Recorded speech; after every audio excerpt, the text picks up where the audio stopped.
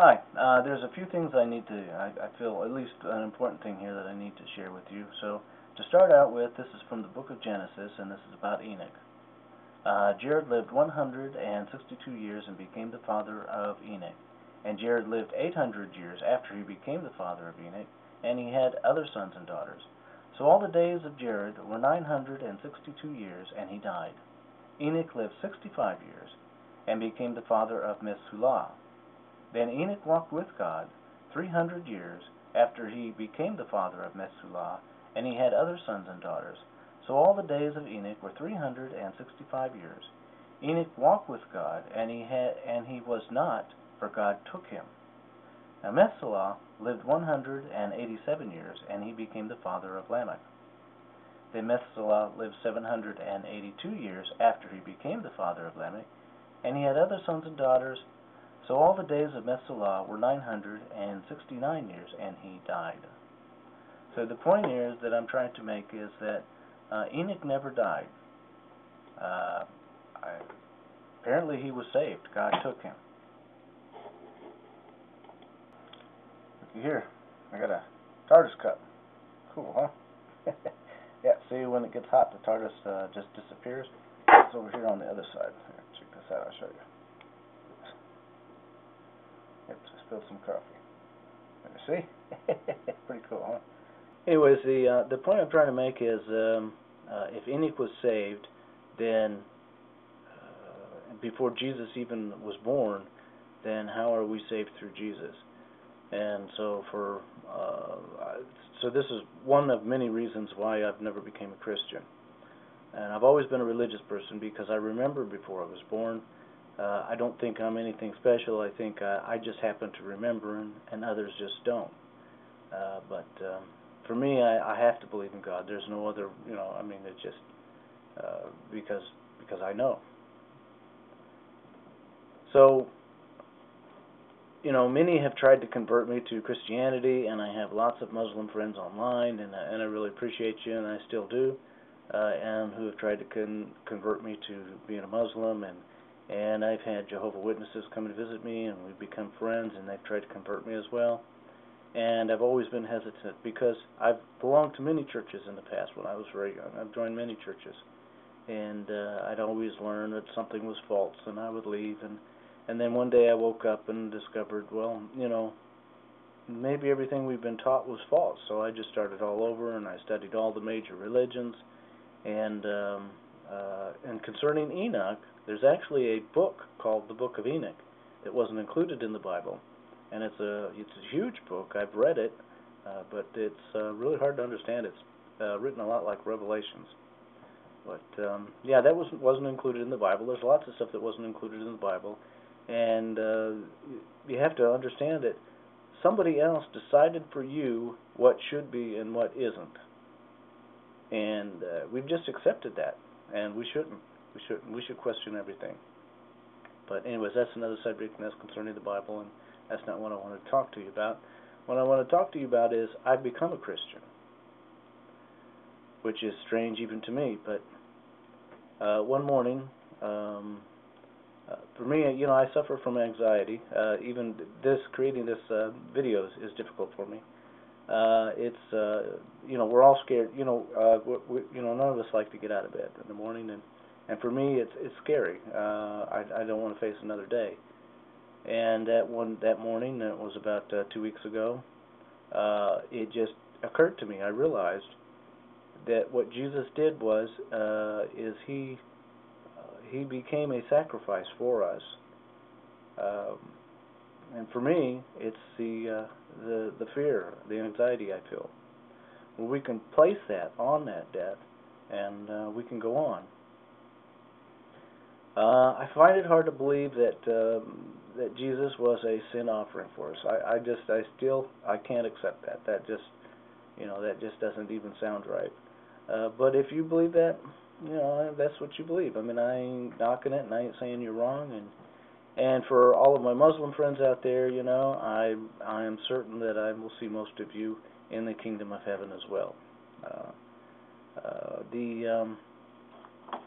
Religion, all major religions have basically about the same idea.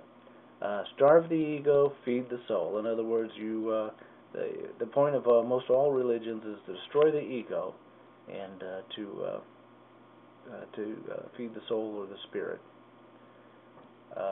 And the ego is, we're not born with the ego. Where it actually comes from, I'm sure it might have something to do with genetics, because it seems to be prevalent everywhere. But I'm sure for the most part it's actually created for us by society. When we're young, we're not ashamed of our nakedness. We're not ashamed of ourselves at all. We don't care what anybody else, what anybody thinks. We just do whatever we want to, and we don't care what anybody thinks. And then we reach a certain age where we become ashamed, and then we create this mask, and this mask protects us from everybody else. And this is the ego, and this is and it could be horrendous. It could be maybe not so bad, but still it's there, and it prevents us from becoming a part of other people. Because for all of our lives, we will be alone. Even if we're married and we're close to somebody, we're still alone. We still just have ourselves, and we have ourselves because the ego stands between us and others. So it's there. And the major point of all religions, Buddhist, Muslim, Christian, all the Zoroastrian, is pretty much about the same thing: is to remove this ego and join the universe and become a part of all. And that's what it's all about. Oh yes, and I've also been Mormon, and both the Reorganized Church and the Latter-day Saints. I've had missionaries come by and try to bring me back, but that's not the point, though. What I'm trying to say is, regardless of what religion or church you belong to, you become saved by sacrificing the ego and joining the universal God. And all these religions teach you how to do that, and some understand this and some don't. And so you'll always have fanatics in all religions who will require that you follow a bunch of rules, and this is how it's done, and they're just building up their own ego, and they don't understand what it's really all about. And then you have those who do understand, though they may not be able to put it in words, but they're very kind and generous to other people, regardless of what they believe. And you'll find this everywhere, in every religion and in every church, because this is what salvation is all about, and this is really what their religions are trying to teach and are trying to do is destroy your ego and build up your spirit or soul, or become a part of the universal God. And so you don't have to be Christian to do this. And I know people will argue with me and disagree with me on this, and that's fine. Go ahead. I'll listen, but I may not believe you, but I'll listen. But the point is, what I've come to realize is that Jesus gave us a shortcut. He made it easier for us. Though we can do it otherwise, it's a long and hard road and difficult. But Jesus gave us a shortcut. This is what he did for us. He came here. He taught us, and we should read his teachings, and we should follow his teachings. And then he became a sacrifice for us to provide for us a shortcut. And if we believe in this shortcut, then it'll be easier for us. I haven't immediately changed. I'm still the same person I was before. The only difference is between 3 weeks ago and 2 weeks ago is that I'm more comfortable with myself. I feel more at peace, and that's the only difference. I'm still the same person.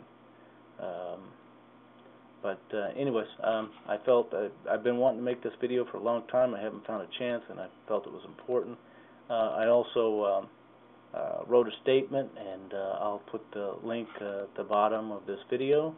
And anyways, there might be more videos to come, and peace and love. And yeah, gas prices are going up. That's a warning sign. So watch that. Keep your head down and your eyes open. Love you. Bye.